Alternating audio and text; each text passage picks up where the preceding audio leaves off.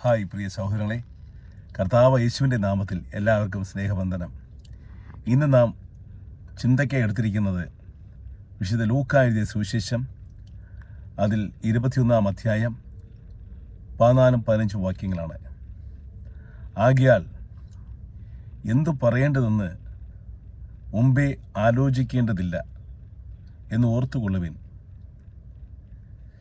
നിങ്ങളെ എതിരാളികൾക്ക് പോലും എതിർത്ത് നിൽക്കാനോ ചെറുത്ത് നിൽക്കാനോ കഴിയാത്ത വിധം നിങ്ങൾക്ക് വാക്ക് ചാരുതിയും ജ്ഞാനവും ഞാൻ നിങ്ങൾക്ക് നൽകും. പ്രിയ സഹോദരങ്ങളെ, ഇന്നത്തെ ദിവസം ഈ നല്ല വചനം നൽകിയ കൃപയ്ക്കായി ദൈവത്തിന് നന്ദി പറയാം. നാം ഏത് ഇൻ്റർവ്യൂവിന് പോയാലും നമ്മുടെ ജീവിതത്തിൽ ശത്രുവിൻ്റെ ഏതു വിധത്തിൽ ചോദ്യങ്ങളുണ്ടായാലും പ്രിയ സഹോദരങ്ങളെ, നാം ഭയക്കേണ്ടത് ആവശ്യമില്ല. ജീവനുള്ള ദൈവത്തിൻ്റെ ആത്മാവ് നമ്മുടെ കൂടെയുണ്ട്. ആകയാൽ ഒരു ഇൻ്റർവ്യൂവിന് അറ്റൻഡ് ചെയ്യുമ്പോഴും എന്തു പറയണമെന്ന് നേരത്തെ ആലോചിച്ച് ബുദ്ധിമുട്ടേണ്ട ആവശ്യമില്ല. കർത്താവിനെ ഭാരമേൽപ്പിക്കുക. അവിടുന്ന് ആ ഇൻ്റർവ്യൂ സമയത്ത് നാം എന്ത് പറയണമെന്ന് സ്പഷ്ടമായ രീതിയിൽ നമുക്ക് മനസ്സിലാക്കി നൽകുകയും അവിടെ വിജയം ഉറപ്പിച്ചു തരികയും ചെയ്യും.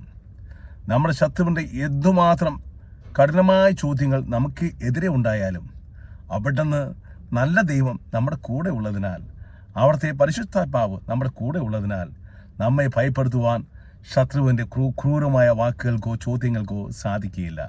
അവിടുന്ന് നമ്മെ വിജയശ്രീ ലാളിതനായി വഴി നടത്തും. ആ വിജയം നമുക്കായിരിക്കും.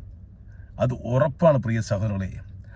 ആകയാൽ കർത്താവായ യേശുക്രിസ്തു നമ്മെ ഓരോ സമയവും വേണ്ട കാര്യങ്ങൾ പറഞ്ഞു തന്ന് ഈ ലോകത്തിൽ ശക്തമായ രീതിയിൽ നമ്മെ വഴി നടത്തട്ടെ എന്ന് നമുക്ക് പ്രാർത്ഥിക്കാം.